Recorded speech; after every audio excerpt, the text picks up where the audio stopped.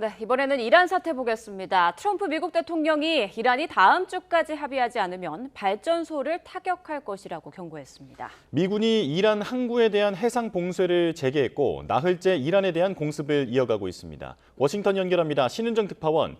트럼프 대통령이 이란에 대한 강력한 공습 재개를 경고했다고요? 네, 트럼프 대통령은 조금 전 방영된 미 폭스뉴스 인터뷰에서 오늘 밤 아주 강하게 이란을 타격할 거라며 내일 밤도 그 다음 날 밤에도 강하게 공격할 거라고 말했습니다.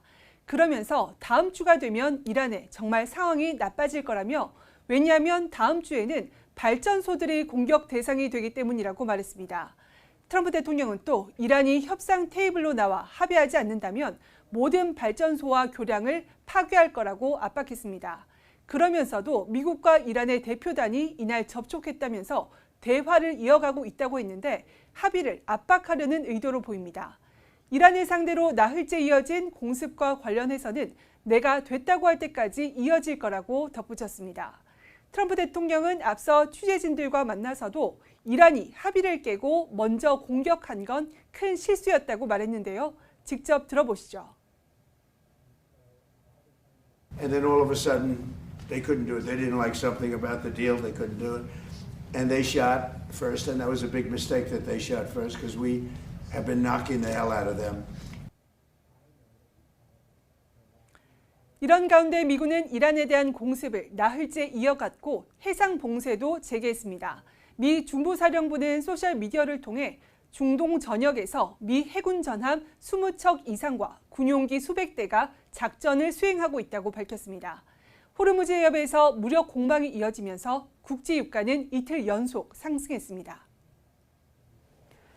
네, 그런가 하면 트럼프 대통령 호르무즈 해협에서 미국의 통행료 징수 방침은 철회했는데 그 이유는 뭐라고 설명했습니까? 네, 트럼프 대통령은 자신이 전날 예고했던 호르무즈 해협 수수료를 중동 국가들의 대미 투자로 대체하기로 했다고 밝혔습니다. 호르무즈 해협을 오가는 민간 선박들로부터 선적 화물의 20%에 해당하는 비용을 보호비 명목으로 징수하기로 한 결정을 단 하루 만에 뒤집은 겁니다. 트럼프 대통령은 사우디아라비아와 UAE 등 중동 동맹국들이 전화를 걸어와서 다른 방식으로 해결하고 싶다고 했기 때문이라고 설명했는데요.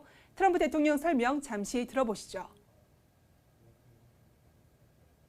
And we would like to invest tremendously in the United States as opposed to charging a fee. And I like that actually because I don't think anybody should be able to charge a fee for the strait.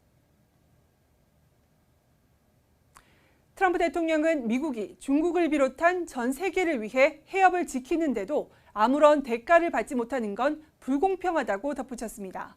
미국의 역할에 대한 대가는 계속 요구하겠지만 직접 통행료를 걷는 대신 걸프 국가들의 투자 확대를 선택했다는 설명입니다.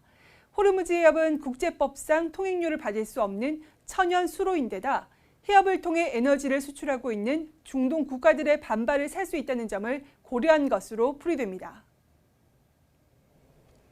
네, 그런가 하면 오는 금요일에 트럼프 대통령이 대국민 연설을 예고한 바 있는데 주제가 이란 전쟁이 아닌 미국 선거라고요.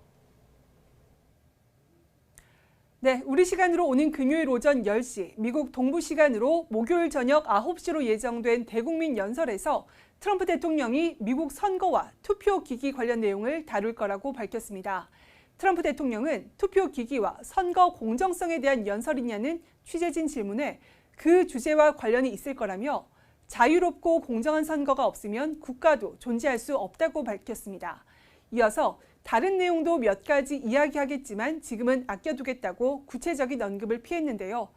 최근 기밀 해제된 정보 보고서를 바탕으로 6년 전 조 바이든 전 대통령이 승리한 대선에 외국이 개입하려 했다는 내용이 공개될 거라는 현지 언론 보도가 나오고 있습니다. 미국과 이란 간 휴전이 사실상 붕괴한 가운데 연설에 나서는 만큼 이란 전쟁과 관련한 중대 발표가 나올지는 더 지켜봐야 할 것으로 보입니다. 지금까지 워싱턴에서 YTN 신윤정입니다.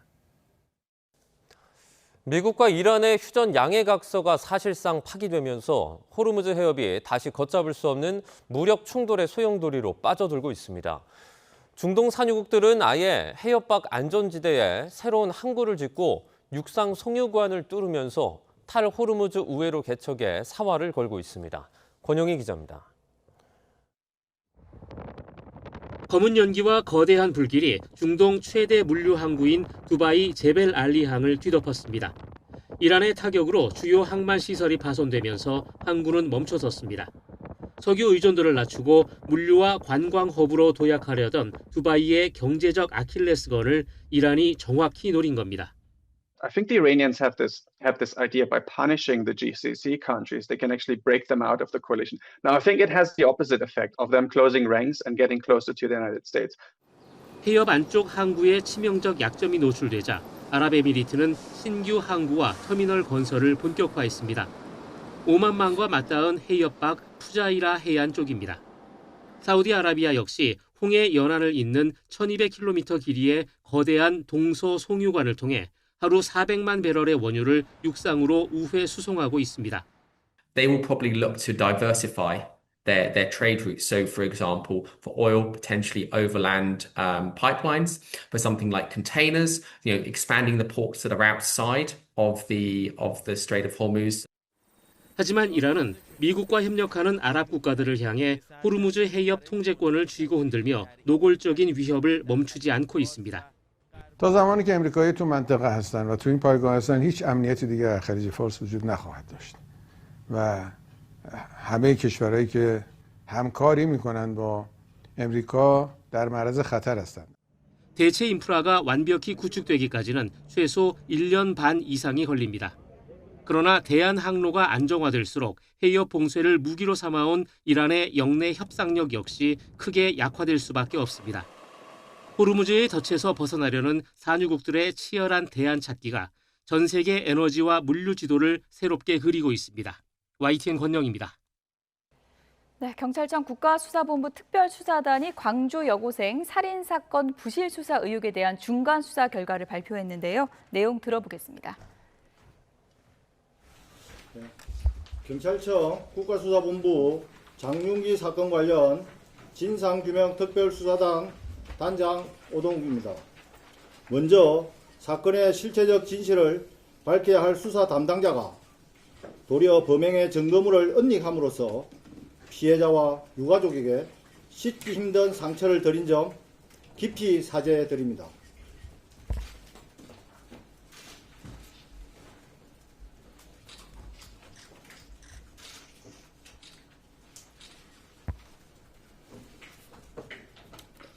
특별수사단은 국민들께서 말씀하시는 우려와 질책을 엄중하게 인식하면서 무거운 마음과 막중한 책임감을 가지고 수사를 진행하였습니다. 강력팀장을 체포 구속한 이후 수사 과정에 부당한 지시 등 여러 의혹에 대해 수사하고 있습니다. 앞으로도 수사를 통해 밝혀야 할 내용들이 있으나 구속기간 만료로 피의자를 우선 송치하면서 그간 확인된 내용과 향후 수사 계획을 말씀드리겠습니다.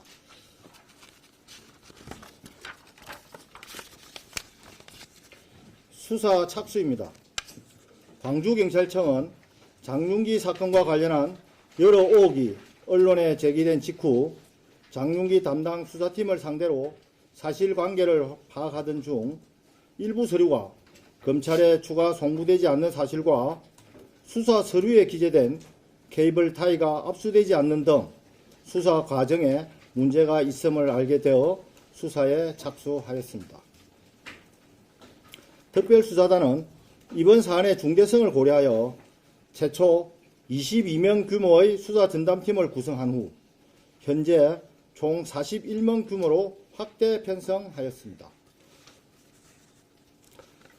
특별수사단은 해당 광역팀장과 강력팀원 등 18명을 상대로 38회 조사 진행하는 한편 광주경찰청 청장실, 광산서장실 등 총 7개소를 압수수색하고 통신, 계좌 추적 등 광범위하고 다각적인 수사를 진행하였습니다.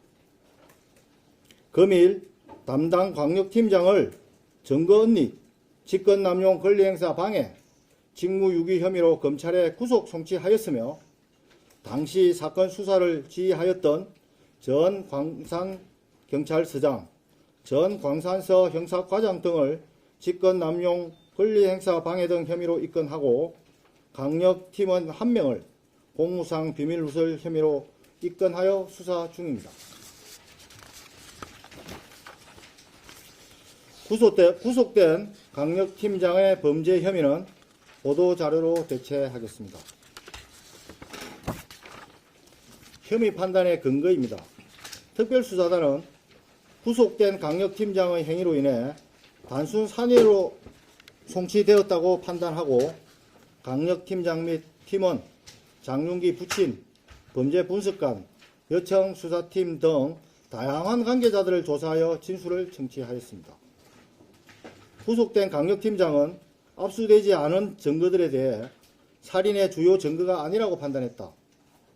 영상 삭제를 지시한 적 없다는 취지로 혐의를 부인하였으나 수사에 참여했던 강력팀 직원들은 피의자의 지시와 판단에 따라 리얼돌, 케이블 타이 등을 압수하지 않았고 피의자가 현장 촬영 영상을 삭제하라고 지시하였으며 범죄와 관련될 만한 수사 사항을 기재하지 못하도록 하면서 현장 감식 결과 보고서나 현장 영상을 검찰에 추송하지 못하도록 했다고 진술하였습니다.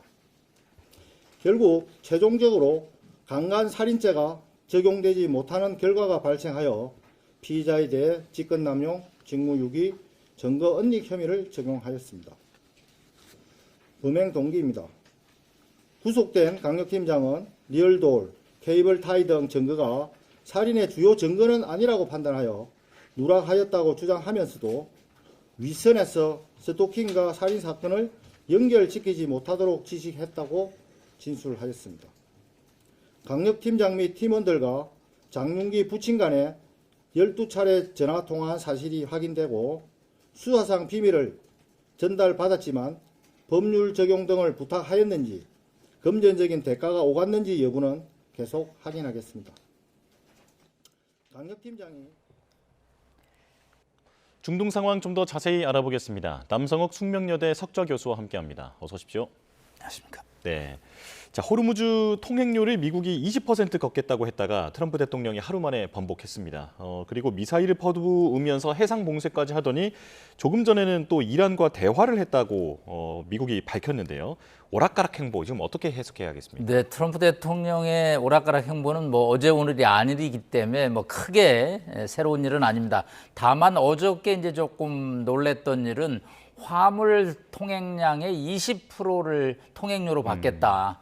이거는 사실은 이란이 통행세를 걷는 것보다 한 10배 비싸거든요. 그렇기 때문에 이 통행 국가들이 상당히 긴장을 했는데 뭐 트럼프 대통령이 하루 만에 말을 바꿨습니다. 일단 트럼프 대통령은 뭐 중동 국가들이 그거보다는 대미 투자 확대를 하겠다.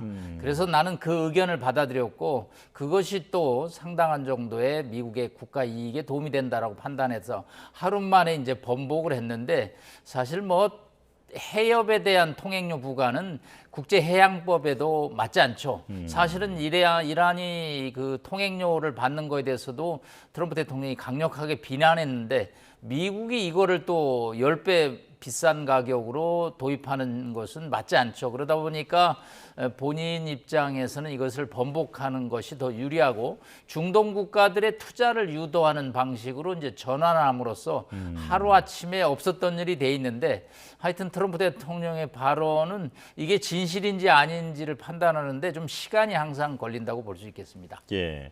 그런데 최근의 행보를 보면 그 이란과의 MOU 발표 이후에 이란에 너무 퍼졌다라는 비판을 계속 받고 있는 상황이잖아요. 트럼프 대통령이 이걸 상당히 신경 쓰고 있는 것 같은데 좀 감정적으로 나오는 것 같기도 하거든요. 어떻게 보십니까? 네, 일단 MOU 14개 항을 체결한 지 26일 만에 해협을 봉쇄하고 이란에 공습을 재개하고 있습니다. 이 문제의 근본적인 원인은 호르무즈 해협의 통항에 달려 있습니다. 그 14개의 합의서 중에 하나는 이란은 호르무즈 해협의 상선의 안전한 통행에 최대한 노력한다. 한다라는 표현이 있습니다. 이 표현을 둘러싸고 미국과 이란이 동상이몽이죠. 미국은 이게 자유로운 통항을 이란이 인정했다라고 보는 것이고, 이란은 통행 관리에 대해서 이란의 권리를 인정했다고 봅니다. 그러다 보니까 이란은 이 통행에 자신들의 규칙 규정에 지키지 않는 선박에 대해서 미사일을 공격하죠. 바로 직전에 이제 이란이 오만 남쪽 항로를 통과하던 이 유조선을 공격을 해서 1명이 사망하고 8명이 부상하는 이제 그런 정도죠. 이란의 입장은 이게 규정에 맞지 않는다는 것이죠. 이란의 항로, 지정 항로를 통과하지 않았다라는 얘기죠. 반대로 미국 입장에서는 이란의 이런 미사일 공격을 더 이상 좌시할 경우 이 중동 MOU 자체가 다 무력화될 수 있기 때문에 강력하게 이제 이란 공습을 했고, 또 이란과 체결했던 종전 MOU는 시험용이다. 예. 이란이 이걸 지키지 않으면 이제는 교량, 뭐 여러 가지 발전소 등을 폭격하겠다라고 얘기를 했습니다. 그런데 또 뭐 갑자기 또 이란과 회담을 했다라고 발표를 함으로써 트럼프 대통령의 발언을 어디까지 이게 진실인지 조금 확인하는데 어려움을 겪는 것은 사실입니다. 예. 합의가 안 되면 발전소를 공격하겠다라고까지 경고를 하고 있었는데 또 조금 전에 대화를 했다라고 인정하니까 분위기가 좀 달라지는 것 같기는 합니다. 그런데 해상 봉쇄는 계속되고 있는 것 같은데요. 이걸 계속 유지하는 것도 그 비용이 만만치 않을 텐데 앞으로 어떻게 될까요? 예, 일단 미국은 이란의 호르무즈 해협 통과 유조선에 대한 공격을 더 이상 좌시할 수 없기 때문에 함정 20여 척과 군용기 200대를 동원해서 해협을 재봉쇄를 했습니다. 그러다 보니까 이제 다시 원유 수출길이 막히죠. 물론 목적은 자금줄, 이란의 금고를 채우는 것을 차단하겠다는 것인데, 이게 이제 국제 유가를 상승시킴으로써 영국 브렌트산 원유가 10% 이상 급등하는 또 부작용이 나오고 있습니다. 미군 입장에서는 상당한 정도의 무기를 동원해서 이란을 봉쇄함으로써 자금줄을 차단하는데 이게 부작용이 만만치 않기 때문에 결국은 이제 트럼프 대통령이 이란과 대화를 했다라는 표현은 그것이죠. 이것을 지속하는 것은 어렵기 때문에 서로 양측이 이제 한 발 물러서는 그런 돌파구를 모색하기 위해서 대화라는 단어를 또 끄집어냈다고 볼 수 있겠습니다. 예. 일각에서는 지금 미국과 이란의 갈등이 재점화된 원인 중에 하나로 이란이 지금 상황을 너무 낙관적으로 보고 있다. 그러니까 미국이 더는 할 수 있는 방법이 없을 것이다라고 해서 약간 고자세로 나왔기 때문에 트럼프 대통령이 자극을 받았다라는 분석도 있더라고요. 어떻게 보십니까? 네, 양측의 그 MOU 14개항의 해석을 둘러싸고 동상이몽이라는 표현을 제가 썼죠. 예. 일단 이란은 이제 주도권을 잡았다라고 그러고 하메네이 장례식을 통해서 킬 트럼프라는 표현까지 썼습니다. 자신들이 이번 전쟁에서 지지 않았다라는 표현을 쓴 거죠. 그렇기 때문에 호르무즈 해협의 완전한 통행을 장악함으로써 수주를 받고, 그리고 이 제재 해제 돈으로 경제를 복원시킨다는 이제 계획을 세우고 있는 것이죠. 그런데 이제 트럼프 대통령 입장에서는 가뜩이나 미국 상원 하원에서 이번 합의가 상당히 굴욕적인 합의라는 표현을 받고 있는데, 이게 이란이 다시 유조선을 공격하는데 가만히 있을 수가 없죠. 예. 결국은 양측이 국내 정치를 의식하지 않을 수밖에 없습니다. 이란도 자신들이 이번 하메네이 장례식을 통해서 지도부를 결속하고 또 이란의 혁명 수비대가 제대로 하고 있다는 걸 보여주기 때문에 이 유조선 공습에 나섰죠. 그러나 반대로 지금 11월 중간선거까지 4개월도 안 남은 트럼프 대통령 입장에서는 지지층을 확보하고 또 이란 전쟁이 미국의 패배가 아니라는 그런 메시지를 전하게 하기 위해서는 이란에 대해서 대응을 하지 않을 수 없는 그런 어려운 상황도 또 있습니다. 예. 지금 하메네이 전 최고 지도자의 그 장례식을 계기로 이란 내에서는 이제 강경파가 더 득세를 한 모습이 나타나고 있는데, 이런 가운데 이란 외무차관이 오만에 호르무즈 해협을 우회하는 새로운 항로를 제안했다고 합니다. 이건 어떤 내용입니까? 네, 일단 뭐 이란도 이 유조선이 빠져나가야 되거든요. 자국의 원유 수출이 이루어져야지 돈이 들어오는데, 아마 미국이 재봉쇄에 들어가니까 이제 빠져나오는데 어려움이 있기 때문에 이 해협이 지금 오만과 이란이 이렇게 맞대어 있죠. 그래서 이제 오만 남쪽의 항로를 만들어서 글로 빠져나가라는 합의를 지금 하고 있는데 미국이 뭐 이거를 그냥 둘지는 아직은 미지수이고요. 다만 해협을 둘러싼 양측의 갈등은 해결책을 참 찾기가 어렵다.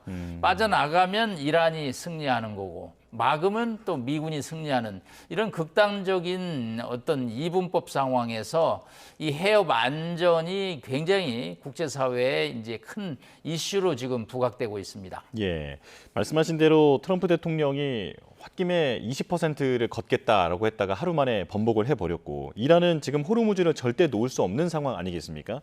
이란은 지금 호르무즈를 통제하는 것이 핵무기보다 훨씬 더 힘이 강하다라는 것을 봤기 때문에 절대 놔주지 않을 것 같은데 앞으로 어떻게 해결될 거라고 전망하십니까? 네, 이제 이게 종전으로 가야 되거든요. 휴전이. 그러기 위해서는 이제 양측이 한 발씩 물러서야 되는데 이게 양측이 서로 공이 상대방 코트에 있다. 그러니까 상대방이 좀 더 유화적인 자세를 보이라는 입장인데 이게 양측의 국내 정치와 맞물리면서 쉽지 않고죠. 예, 아라그치 뭐 여러 가지 외무장관이 지금 이제 미국 지도부를 갖다가 놀리고 있는 조롱하는 그런 빔도 만들고 있어서 양측이 상당히 이렇게 감정적인 대립이 있습니다. 트럼프 대통령 지금 3개월 반 정도 남은 여러 가지 중간선거 대응책을 마련해야 되는데 여기서 물러서는 모습을 보일 수는 없거든요. 그러다 보니까 이제 양측이 감정적으로 이렇게 대립을 하는데 그 대립 이면에는 물론 그 양측이 대화의 끈을 놓지 않고 있습니다. 특히 파키스탄이 중재 노력에 나가고 있죠. 그래서 양측이 한 발자국씩 물러나는 그러니까 아마 파키스탄이 이란에게 설득하기를 절대 유조선 공격을 하면 안 된다. 그러면 미국도 공습하지 않을 것이다. 이런 이제 중재안을 가지고 이제 설득을 하는데 한마디로 살얼음판을 걷는 휴전안이라고 볼 수 있겠습니다. 예. 지금 중동 상황이 말씀하신 대로 무척 불안합니다. 그래서 미군도 보면 이번에 처음으로 자폭 수상 드론을 도입하기도 했고, 그리고 이란은 또 미군들을 해킹을 해서 미군들이 이제 대피해 있는 호텔을 공격하기도 하고 긴장감이 상당히 올라가 있는 상황입니다. 지금 이런 상황에서 그런데 트럼프 대통령이 금요일에 연설을 하기로 되어 있었기 때문에 대부분은 이란 내용이 담기겠구나라고 예상했지만 선거 얘기를 한다고 하더라고요. 어떤 의도가 있겠습니까? 네, 일단 17일 미국 시간으로 17일에 트럼프 대통령이 이제 기자회견을 하는데 중동 전쟁이 재개되는 데 대한 입장 발표인 줄 알았는데 부정선거 얘기가 다시 등장한다고 합니다. 6년 전에 본인이 조 바이든 대통령한테 패배한 것은 외국 적대 세력이 개입해서 자신이 패배했다. 그렇기 때문에 이제 이 앞으로 선거에서 부정선거를 막아야 된다. 갑자기 뜬금없는 부정선거 논쟁, 이거 왜 그럴까? 트럼프 대통령 입장에서는 자유롭고 공정한 선거라는 어떤 캐치프레이즈를 통해서 마가 지지층, 미국 공화당의 핵심 지지층을 결집시킴으로써 본인이 이 11월 중간 선거에서 다시 한번 상하원을 장악해야 되는 그런 이제 과제를 안고 있기 때문에 이란 전쟁 이슈는 사실은 뭐 계속 얘기해봐야 그렇게 호소력이 없습니다. 이 전쟁에 대한 지지도가 상당히 낮기 때문에 그렇기 때문에 이제 전통적으로 공화당이 관심을 갖는 이슈, 즉 부정선거 이슈를 끄집어냄으로써 다시 한번 공화당 지지층을 결집시키려는 의도를 갖고 있습니다. 앞서 말씀한 뭐 이란의 어떤 자폭 수중 드론이 이제 미국에서 처음으로 공개를 했습니다. 미군 중부사령부가 공개한 영상에 보면 한 7m짜리 이 수중 드론이 그냥 가서 항구를 공격하는데 전쟁이 새로운 양상으로 가고 있는 것이 아니냐. 특히 또 이란은 이제 어떤 미군들의 휴대전화 위치 추적을 통해서 미군이 숙박한 호텔을 공격한다든가 이게 이제 전통적인 재래식 무기에 의한 공격보다는 이제는 새로운 전쟁 무기를 도입하는 공격으로 상대에게 어떤 위협 모습을 보임으로써 상대의 양보를 얻어내는 그런 전투 양상으로 지금 변경됐다는 것이 새로운 어떤 소식인 것 같습니다. 예. 마지막으로 그 마가 세력 말씀해 주셨는데 그 부분 잠깐 여쭤보겠습니다. 원래 그 마가 세력은 미국이 다른 나라의 전쟁에 개입하다든지 하는 부분들에 원래 반대하는 세력이잖아요. 그런데 지금 트럼프 대통령의 지지 세력이기도 합니다만 이런 전쟁에는 반대를 하기 때문에 지금 어떤 지지세가 잘 안 모이는 것 같은데 트럼프 대통령이 이들을 설득하는데 애를 먹고 있는 것 같은 느낌도 들거든요. 어떻게 보십니까? 예, 마가라는 것은 Make Great America Again, 미국을 다시 위대하게 한다, 위대하게 만들겠다. 그래서 이제 미국의 이제 캐치프레이즈고 트럼프 대통령의 선거 아주 1등 공신이었습니다. 그래서 공화당 지지층을 결집했는데 핵심 중에 하나가 절대 해외 어떤 방위, 전쟁에 미국이 개입하는 것을 최소화하겠다.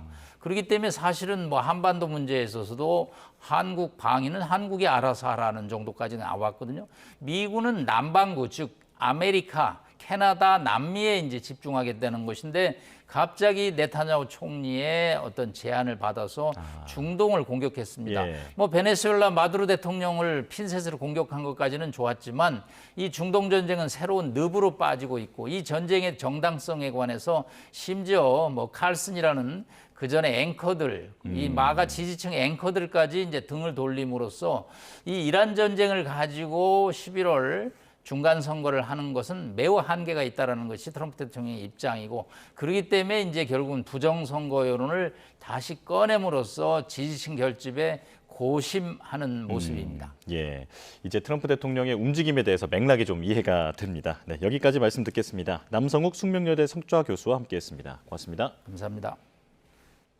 정부가 촉법소년의 형사처벌 면제 연령을 강력하고 반복되는 범죄에 한해 1살 낮추는 방안을 추진하기로 했습니다. 이렇게 되면 만 13살도 처벌을 받게 되는데 이재명 대통령은 너무 약한 거 아니냐며 더 의견을 모아보자고 제안했습니다. 염혜원 기자입니다. 정부, 전문가, 시민협의체가 내린 결론은 촉법소년 연령을 강력, 중대, 반복 범죄에 한해 만 13세 미만으로 낮추자는 절충안이었습니다. 이럴 경우 13살부터 소년 교도소에 수감될 수 있습니다. 강력, 중대 범죄에 한해 연령을 낮추는 방안을 검토하되 협의체에서 제시한 소년사법 체계 전반의 개선 대책을 병행 추진할 필요가 있습니다. 전문가보다는 시민들의 의견이 더 강경했습니다. 시민 참여단의 46.7%는 강력, 중대, 반복 범죄에 한해 하향을, 30%는 일괄적으로 낮춰야 한다고 주장했습니다. 현행 유지는 17%에 그쳤습니다. 촉법소년의 강력 범죄가 크게 늘어났다는 점이 근거가 됐습니다. 지난해 촉법소년 경찰 검거는 2만 1000여 건으로 5년 전보다 2.2배 늘었고 세부적으로 폭력 2.8배, 강간과 추행 1.98배, 절도 1.97배 등 강력범죄가 급증했습니다. 하지만 나이가 어려 아예 법원 심리가 개시되지 않았거나 처벌을 받지 않은 경우가 보호 처분을 받은 경우보다 더 많았습니다. 법무부는 강력 중대범죄를 분류해 처벌하는 건 오히려 문제가 될 수 있다며 이번에도 반대 의견을 냈습니다. 촉법소년은 생물학적으로 일률적으로 책임 능력을 결정하고 있거든요. 몇 가지 범죄에 대해서만 하향한다는 것은 법리적인 문제가 좀 있다라는 그런. 이재명 대통령은 중대범죄 촉법소년의 연령을 1살만 낮추는 건 미약하지 않느냐며 연령 하향폭과 적용 범위 등에 대한 추가 토론을 제안했습니다. 낮추긴 낮춰야 될 것 같고요. 네네. 부분적으로 낮출 거냐, 전면적으로 낮출 거냐, 모두 문제 낮출 거냐, 1년 낮출 거냐, 2년 낮출 거냐. 요 범위 내에서 다음에 한번 또 토론을 한번 해보고 그 사이에 우리 국민 의견도 한번 수렴을 또 한번 해보시죠. 성평등가족부는 국무회의를 통해 촉법소년 연령 하향의 필요성은 확인됐다며 예민한 문제이니만큼 여론 수렴을 위해 노력하겠다고 밝혔습니다. YTN 염혜원입니다.